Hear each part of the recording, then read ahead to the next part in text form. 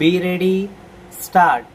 हवेचे प्रदूषण, जमिनीचे प्रदूषण, त्याचप्रमाणे पाण्याचे प्रदूषण झालेले आपण पाहतो.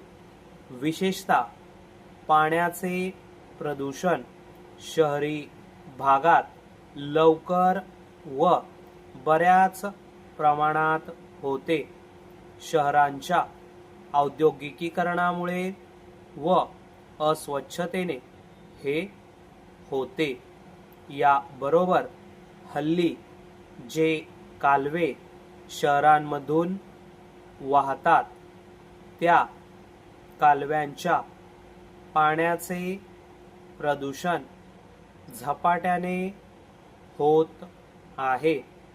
लोकसंख्या झपाट्याने वाढल्याने प्रत्येक नागरिकास राहण्यास जागा मिळेलच हे सांगता येत नाही व ज्यांना जागा मिळत नाही ते मोकळ्या जागेत गोडाऊन जवळ आपला निवारा निश्चित करतात.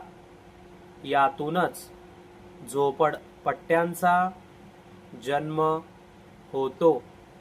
अशा झोपडपट्ट्यांना स्वच्छतागृहे व स्नानगृहे यांची सोय नसतेच. असे लोक कालव्याच्या पलीकडे आपले वास्तव्य निश्चितच करतात. याचे उदाहरण खडकवासला कालव्याच्या बाबतीत देता येईल. पर्वती पायथा, स्वारगेट इत्यादी भाग अशाच गलिच्छ वस्तीने भरला आहे. परिच्छेद. यामुळे खडकवासला कालव्याचे प्रदूषण झपाट्याने झालेले दिसते. झोपडपट्टीतील लोक नैसर्गिक विधी कालव्याच्या आसपास करताना नेहमी आढळतात. यामुळे कालव्याचे स्वच्छ पाणी व अशुद्ध होत जाते. याबरोबरच झोपडपट्टीतील लोक कालव्याच्या आजूबाजूचे आस्तरीकीकरण फोडून मोठ्या प्रमाणात कपडे धुताना आपल्याला दिसतात.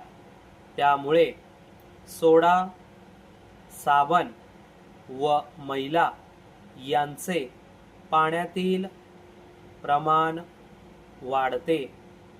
ते पाणी शेतीला दिल्याने रसायनाचे वाढीव प्रमाण पिकास व उत्पादनासही हानिकारक ठरू शकते.